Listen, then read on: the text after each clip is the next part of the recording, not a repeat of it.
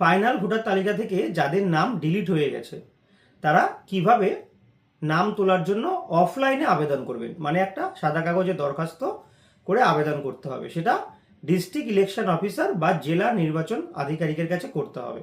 তো সেই ফর্মে আপনারা কিভাবে হাতে ফিল আপ করবেন বা তার সাথে কি কি ডকুমেন্টস আপনাদেরকে জমা দিতে হবে, স্টেপ বাই স্টেপ সমস্ত প্রসেসটাই আমি এই ভিডিওতে জানিয়ে দেবো। এর আগের ভিডিওতে আমি কিন্তু অনলাইন প্রসেসটা জানিয়ে দিয়েছি। যারা সময়ের অভাবে যেতে পারছেন না তারা অনলাইনেও করতে পারেন, তার একটি ভিডিও চ্যানেলে দেওয়া আছে, আপনারা সেই ভিডিওটি দেখে নিতে পারেন এবং বাড়িতে বসেই অনলাইনে আবেদন করে নিতে পারেন। আর যারা অনলাইন করতে পারবেন না তারা অফলাইনের মাধ্যমে যেভাবে এখন দেখাবো সেইভাবেই একটি ফর্ম ফিল আপ করতে পারেন। ফিল আপ করার পর তার সাথে প্রয়োজনীয় ডকুমেন্টস যেগুলো আমি আপনাদেরকে বলে দিচ্ছি সেইগুলো জমা দিয়ে আসতে পারবেন এবং পরে আপনাকে হিয়ারিংয়ের জন্য ডেকে নেবে। তো চলুন দেখে নিই কীভাবে সেই ফর্মটা ফিল আপ করতে হবে। আপনারা দেখতে পাচ্ছেন আমি আমার কম্পিউটার স্ক্রিনে কিন্তু একটি ফর্ম ওপেন করে নিয়েছি। এই ফর্মটি কোনো অফিসিয়াল ফর্ম নয় বা এটা আপনারা কোনো ওয়েবসাইট থেকে কিন্তু পাবেন না।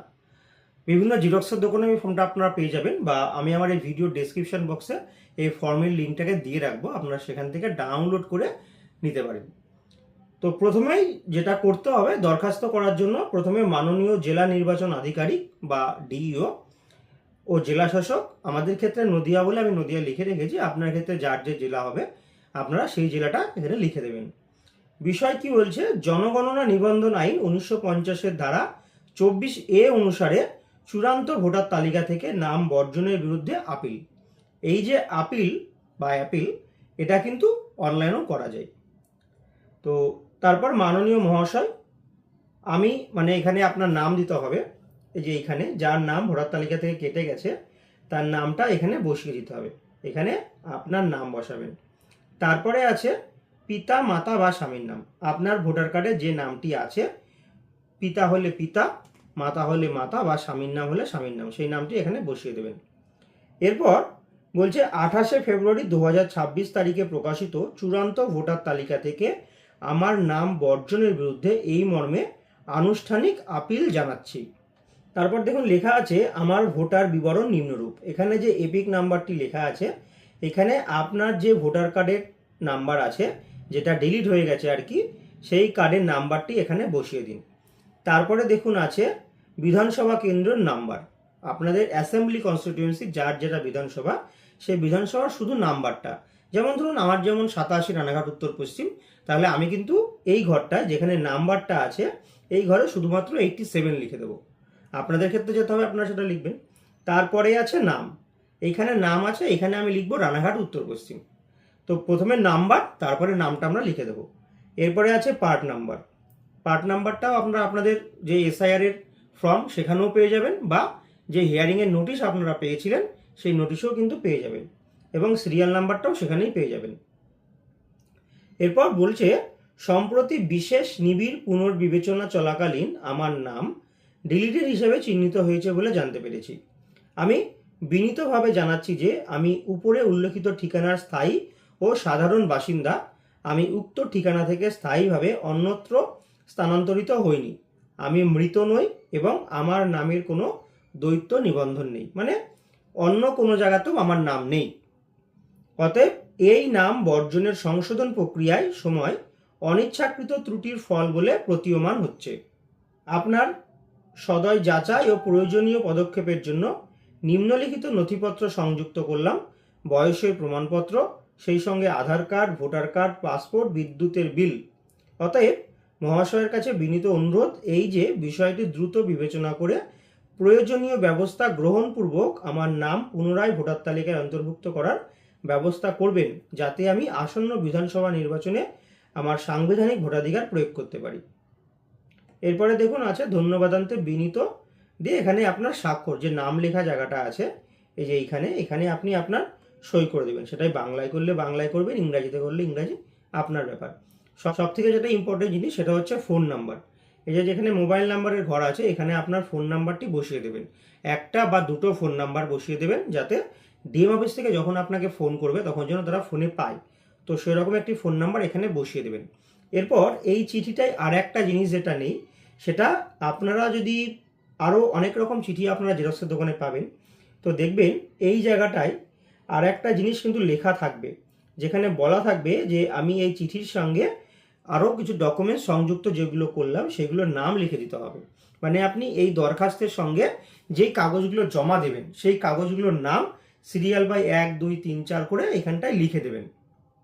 এবং যখন আপনি এটা জমা দেবেন, জমা দেওয়ার আগে ফর্মটা রেডি করার পর এক কপি জেরক্স করে নেবেন।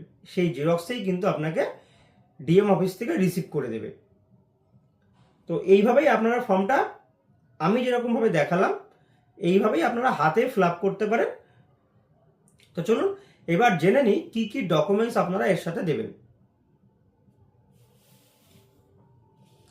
দেখুন, ডকুমেন্টস বলতে প্রথমেই যেটা বলবো, আগে আপনাদের একটু জানার চেষ্টা করতে হবে যে কি কারণে আপনার নামটা ডিলিট হতে পারে। হতে পারে আপনার মা বাবার নাম 2002 সালের ভোটার তালিকায় ছিল না, দাদু ঠাকুমার নাম দিয়ে ফর্মটা ফিল আপ করেছিলেন এবং আপনি প্রমাণ করতে পারেননি হিয়ারিংয়ে যে ওটা আপনার দাদু ঠাকুমা, ডকুমেন্টসে প্রমাণ করতে পারেনি, তার জন্য ডিলিট হতে পারে বা অন্য কোনো কারণে হতে পারে। তো সেই কারণটা আগে আপনাকে জানতে হবে। যদি সম্ভব হয় আপনি আপনাদের যে বিএলও আছে তার হেল্প নিন এবং জানার পরে যে কী কারণে নামটা ডিলিট হলো বা কী কারণে আপনার হিয়ারিংয়ের নোটিশ এসেছিল সেটা নিশ্চয়ই বিএলওরা জানবেন, বা আপনার হিয়ারিংয়ের যে নোটিশ সেই নোটিশেও দেখবেন লেখা আছে যে কী কারণে আপনার হিয়ারিংয়ে ডাকা হয়েছে। তো এই কারণগুলো আগে জানার চেষ্টা করবেন, তারপর কারণটা জানার পর তার সমাধান আপনাকেই করতে হবে। ওর এগেনস্টে আপনাকে ডকুমেন্টস জোগাড় করতে হবে যে কোন ডকুমেন্টসটা পেলে আপনি হিয়ারিংয়ে পাস করে যাবেন। এবার আপনি হিয়ারিংয়ে গিয়ে কাগজ জমা দিলেন কিন্তু আপনার কাছে সঠিক কোনো ডকুমেন্টস নেই, সেই ক্ষেত্রে কিন্তু ডিএম অফিসে গিয়ে ফর্ম জমা দিয়ে আসাটা এক ধরনের বোকামির কাজ হবে। আপনি গেলেন, ফর্ম জমা দিয়ে চলে আসলেন, আপনাকে আবার হিয়ারিংয়ে ডাকবে, আপনি সেখানে গিয়েও কিন্তু একই ভুল করবেন। ওই যে ডকুমেন্টসগুলো আপনার কাছে ছিল সেগুলো গিয়ে আপনি জমা দেবেন, আপনার নাম আর উঠবে না। তাই আগে জানার চেষ্টা করুন যে কেন আপনার নামটা ডিলিট হলো। তো যে কারণে ডিলিট হলো সেই কারণটার সমাধান করার চেষ্টা করুন, সেই ডকুমেন্টসগুলো জোগাড় করার চেষ্টা করুন। তার সাথে আপনাদের যে হিয়ারিংয়ের নোটিশটা দিয়েছিল সেই নোটিশের পিছনের দিকে দেখবেন কি কি কাগজ লাগবে, ইলেকশন কমিশনের কি কি কাগজ লাগবে, যে 13টা পয়েন্টের কথা বলেছিল তার মধ্যে যদি কোনো একটি কাগজ আপনি নিজের জন্য জোগাড় করতে পারেন বা আপনার বাবা মার জন্য জোগাড় করতে পারেন তাহলে পারে কিন্তু বেটার হয়। এছাড়াও আপনাদের আর যে কাগজগুলো লাগবে সেটা হচ্ছে হিয়ারিংয়ের নোটিশের জেরক্স কপি লাগবে, 2002 সালের ভোটার তালিকায় আপনার নাম অথবা আপনার বাবা মায়ের নাম অথবা আপনার দাদু ঠাকুমার নাম যে কোনো একজনের নামের যে তালিকা আপনি দিয়েছিলেন সেই তালিকাটি লাগবে। এবং এর সাথে যদি দেখেন যে এই যে 2026 সালের যে ভোটার তালিকা বেরোলো সেই ভোটার তালিকায় আপনার মা বাবার নামটা চলে এসছে কিন্তু আপনার নাম আসেনি, তাহলে আপনি সেই তালিকাটাকেও এর সাথে অ্যাটাচ করে দেন, এতে কিন্তু আপনার সুবিধা হবে। এবং 2025 সালের যে ড্রাফট ভোটার লিস্ট ছিল, 2025 সালের যে ড্রাফট ভোটার লিস্ট অনলাইনে অ্যাভেলেবেল আছে, যেখানে থেকে আপনারা 2026-এর ফাইনাল রোলটাকে বের করছেন, সেখানে কিন্তু 2025-এর ড্রাফট রোল আছে, সেখান থেকে সেটাকেও বের করে নিন।